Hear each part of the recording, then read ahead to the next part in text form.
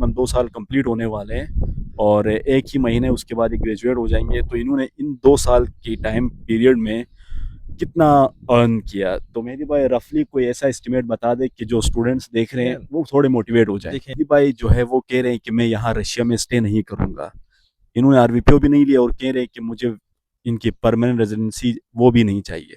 तो इनसे रीज़न पूछते हैं कि ऐसी क्या रीज़न है आपके पास कि आप रशिया छोड़ के वापस पाकिस्तान जा रहे हैं?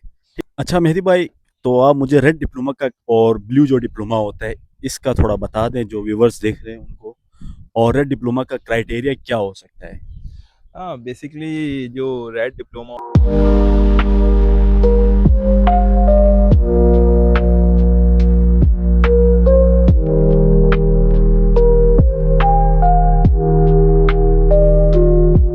अस्सलाम वालेकुम गाइस, कैसे उम्मीद है आप सब ठीक ठाक होंगे और अल्हम्दुलिल्लाह मैं भी ठीक ठाक हूँ।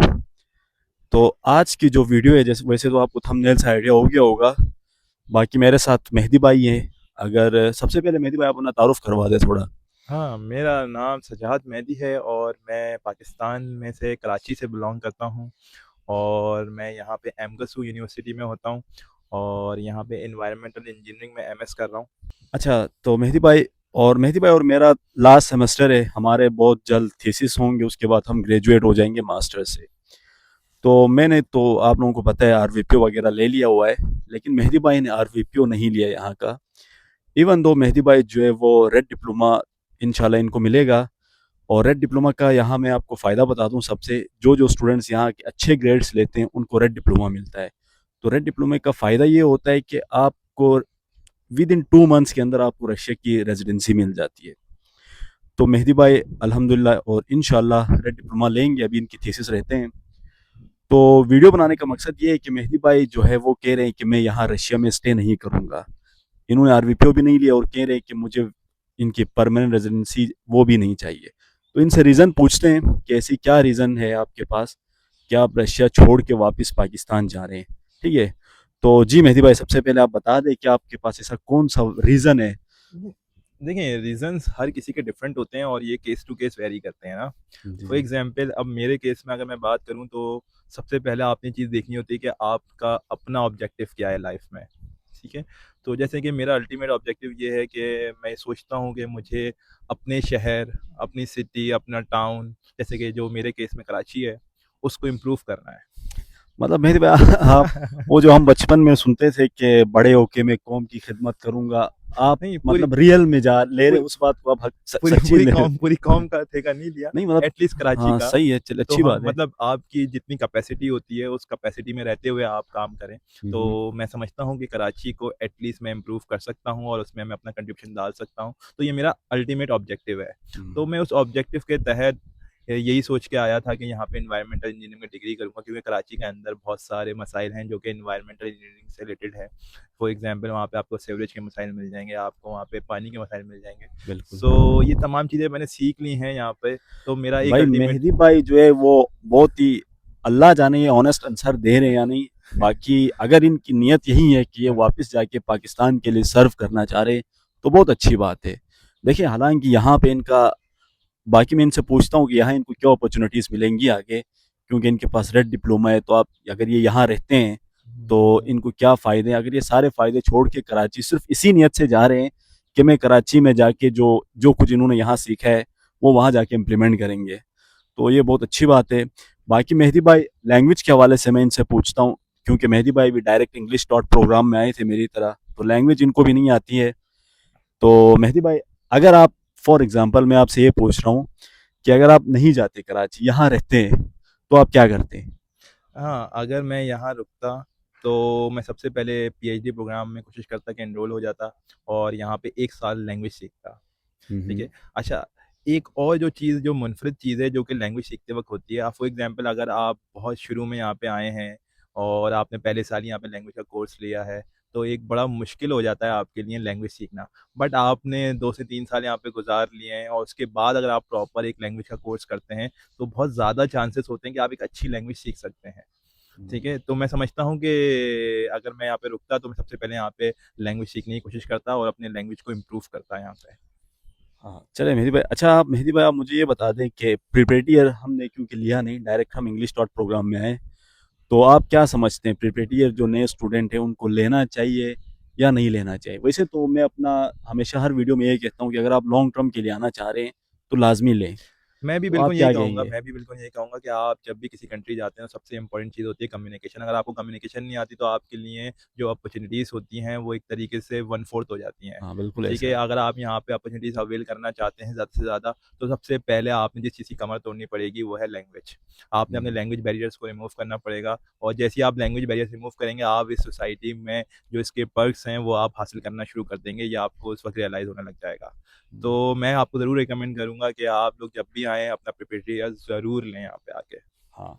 अच्छा मेहदी भाई आप मुझे ये बता दें, वैसे तो स्टूडेंट्स जब यहाँ पे नए-नए आते हैं, तो उनको वर्क जॉब्स मिल जाती है यहाँ पे, और जॉब्स ही मिलती है स्टूडेंट्स को। हाँ, अगर कोई इतनी लैंग्वेज सीख के आता है कंट्री से, अपनी कंट्री से ही, तो उसको फील्ड की जॉब भी मिल सकती है, और बाकी कुछ ऑनलाइन जॉब्स भी हैं जिस पे मैं वीडियो बना चुका हूँ ऑलरेडी।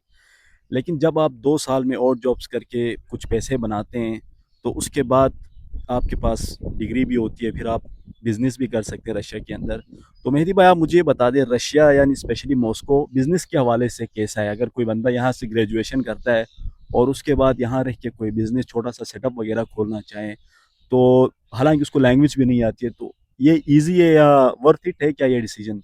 ये ये वर्थ इट है, बट ये है कि आपके इस केस में जो मैंने अब तक देखा है, सबसे पहले जो चीज़ होती है, आपको वेंचर कैपिटल चाहिए होता है। सबसे ज़्यादा आपको जो एक इन्वेस्टमेंट करनी होती है, स्टार्ट लेना होता है, उसके लिए एक बड़ा कैपिटल रिक्वायर्ड होता है। अगर वो आपके पास है, तो आप ज़रूर यहाँ पे बिज़नेस करें। और ऐसा नहीं है कि आप अगर बिज़नेस शुरू करेंगे तो आपको इस पे प्रॉफ़िट नहीं होगा। यहाँ पे मैंने आज तक किसी बिज़नेस को फ़ेल होते हुए नहीं देखा। इवन यहाँ तक कि अगर यहाँ पे कोई छोटी-सी कोई शवारमा की शॉप भी खोलता है, तो वो लाखों रूबल्स कमा रहा है, और वो आसानी से अपने तमाम एक्सपेंसेस बेयर कर सकता है। बिल्कुल ऐसा है। तो मैं समझता हूँ कि जो मॉस्को है, वो लैंड ऑफ बिज़नेस है। यहाँ पे लोग बिज़नेस करते हैं, और बिज़नेस में फ़ायदा ही होता है, इसलिए वो बिज़नेस कर रहे हैं। वो जॉब छोड़ के बिज़नेस कर रहे होते हैं। बिल्कुल ऐसा है। स्पेशली मेहदी भाई मैं तो कहता हूँ, अगर पाकिस्तान का मैंने यहाँ पे अभी तक कोई रेस्टोरेंट नहीं देखा है। इवन इंडियन रेस्टोरेंट्स बहुत हैं जो पाकिस्तानी फूड्स भी बनाते हैं, तो जितने भी पाकिस्तानी होते हैं वो सारे उन्हीं रेस्टोरेंट्स वगैरह में जाते हैं। बिल्कुल। तो खैर मकसद यही है कि अपॉर्चुनिटीज़ हैं। बिल्कुल ऐसा ही है। यहाँ पे जो मैंने जो चीज़ ऑब्ज़र्व करी है, यहाँ पे लोग असल में फूड सेल नहीं कर रहे। यहाँ पे जो चीज़ सेल कर रहे हैं, वो अपना कल्चर सेल कर रहे हैं। बिल्कुल ऐसा है। तो इवन आप यहाँ पे देखें, अगर आप जो उज़्बेकिस्तान के रेस्टोरेंट हैं, आप वहाँ पे चले जाएँ, तो ज़्यादातर वहाँ पे स्क्रीन पे उनकी वीडियोज़ चल रही होती हैं उज़्बेक खाने की। आप इसी तरीके हुँ, ताजिक होटल चले जाएँ, तो वहाँ पे आपको ताजिक कल्चर मिल जाएगा। बिल्कुल ऐसा है। तो यहाँ पे लोग अपना बेसिक कल्चर सेल कर रहे हैं, और जो इंडियंस यहाँ पे आ रहे हैं, वो भी बेसिकली अपनी इंडियन फूड को प्रमोट करते हैं, और उसमें अपना इंडियन कल्चर शो करते हैं। तो पाकिस्तानी कल्चर भी एक बड़ा यूनिक कल्चर है। अगर आप अपना कल्चर यहाँ पे आके शो करेंगे, तो लोग डेफ़िनिटली अट्रैक्ट करेंगे, और आपके बिज़नेस में कंट्रीब्यूट करेंगे। हाँ, बिल्कुल ऐसा है मेहदी भाई। अच्छा मेहदी भाई, तो आप मुझे रेड डिप्लोमा का और ब्लू जो डिप्लोमा होता है, इसका थोड़ा बता दें जो व्यूअर्स देख रहे हैं उनको, और रेड डिप्लोमा का क्राइटेरिया क्या हो सकता है? हाँ, बेसिकली जो रेड डिप्लोमा और ब्लू डिप्लोमा, इसमें कोई ख़ास डिफ़रेंस तो नहीं होता। बस एक थोड़ा-सा आपको इसका एडवांटेज ये होता है कि जब आप रेड डिप्लोमा लेते हैं, तो आप जब यहाँ पे वीएनजे, जो कि यहाँ की परमानेंट रेज़िडेंसी है, उसके लिए अप्लाई करते हैं, तो वो आपको ईज़िली मिल जाती है। या जब आप यहाँ पे प्रॉपर कोई फ़ॉर्मल जॉब्स के लिए जाते हैं, तो कुछ आपकी जो सैलरी होती है, वो थोड़ी-सी बेहतर होती है। अदरवाइज़ और कोई ज़्यादा एडवांटेज नहीं है। बस ये मिलता कैसे, फॉर एग्ज़ाम्पल, अगर आपके पास 10 सब्जेक्ट्स हैं ओवरऑल डिग्री के अंदर, तो आपने एटलीस्ट 7 टू 8 सब्जेक्ट्स के अंदर अपने आपने ए ग्रेड्स रखना होता है, जो कि मोर देन 80% जी, जी। और परसेंट यहाँ होता का है। ए ग्रेड मीन्स 5 आपने स्कोर करना है। यहाँ हाँ, पे ग्रेडिंग 5, 4, 3, 2, 1 इस तरह होती है। हाँ, तो जो मैक्सिमम मार्क्स है वो 5 हैं। हुँ, तो अगर आप मैक्सिमम सब्जेक्ट्स में 5 लेते हैं और 1-2 सब्जेक्ट्स में 4 भी ले लेते हैं, हुँ। तो आपको रेड डिप्लोमा मिल जाता है, ठीक है? तो ये रेड डिप्लोमा का फ़ायदा है। अच्छा तो लास्ट में मेहदी भाई, क्योंकि ऑलमोस्ट तकरीबन इनके 2 साल होने वाले हैं, तो ये बहुत से स्टूडेंट्स के माइंड में ये क्वेश्चन होता है कि यार मैं रशिया जाऊँगा, अगर मैं जॉब करूँगा तो कितने पैसे कमाऊँगा? अगर वैसे तो यहाँ और जॉब्स मिलती है और पैसे ज़्यादा और जॉब्स में ही बनते हैं। और तो मेहदी भाई से पूछते हैं कि इनके तकरीबन 2 साल कंप्लीट होने वाले हैं और 1 ही महीने उसके बाद ये ग्रेजुएट हो जाएँगे। तो इन्होंने इन 2 साल की टाइम पीरियड में कितना अर्न किया? तो मेहदी भाई रफ़ली कोई ऐसा एस्टिमेट बता दें कि जो स्टूडेंट्स देख रहे हैं देखें वो थोड़े मोटिवेट हो जाएँ। देखें फ़र्स्ट ऑफ ऑल, मैं कोई इतना ख़ास हिसाब तो नहीं है मेरे पास, बट ये चीज़ है कि आप जब यहाँ पे आते हैं और अर्न करना शुरू करते हैं, तो एक तो पहली चीज़ ये है कि आप अपने खर्चे यहाँ पे एक्सपेंसेस खुद से बेयर कर पाते हैं। और एक्सपेंसेस बेयर करने की बात ये आती है कि आप आराम से मंथली अगर बात करें तो 15 टू 20,000 रुपीज़ आप अपना एक्सपेंस खुद से बेयर कर रहे होते हैं यहाँ पे, आपको ऐसा कोई नीड नहीं पड़ती। एंड देन फिर आपकी अगर कोई सेविंग्स की बात कर ली जाए, तो सेविंग्स का मैं इस तरीके से बताऊं कि आप 2 साल बाद जब यहाँ से अगर जाएंगे, जैसे मैं एक रफली एस्टिमेट लगा रहा था कि अगर आज की हम बात करें तो आप पाकिस्तान जाके एक अच्छा आईफोन 17 प्रो मैक्स खरीद सकते हैं, एक अच्छा अपना लैपटॉप अपडेट कर सकते हैं, एक छोटी मोटी गाड़ी खरीद सकते हैं, मतलब ऑल्टो कोई 5 से 6 लाख रुपए की एक ऑल्टो मिल जाए आपको, आप वो कर सकते हैं। एंड इवन एक छोटी मोटी ज़मीन बुक करा सकते हैं अपनी, एंड उसकी बिल्कुल ऐसे। इंस्टॉलमेंट पे कर सकते हैं।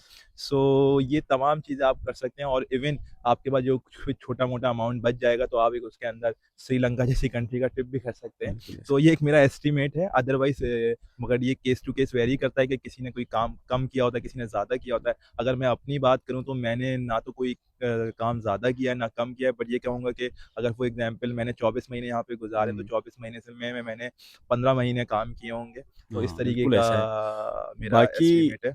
बाकी यहाँ पे देखिए मेहदी भाई ने कहा आईफ़ोन 17 प्रो मैक्स, तो आईफ़ोन 17 यहाँ पर अगर आप कोई बंदा 1.5 महीने काम करता है और जॉब्स में, तो वो ईज़िली आईफ़ोन 17 वगैरह जो अप मॉडल्स हैं आईफ़ोन के वो आराम से खरीद सकता है, ठीक है? लेकिन आपने फिर स्टडीज़ को भी मैनेज करना होता है, बाकी चीज़ें भी देखनी होती है, तो ये सारी चीज़ें मैनेज करनी होती है।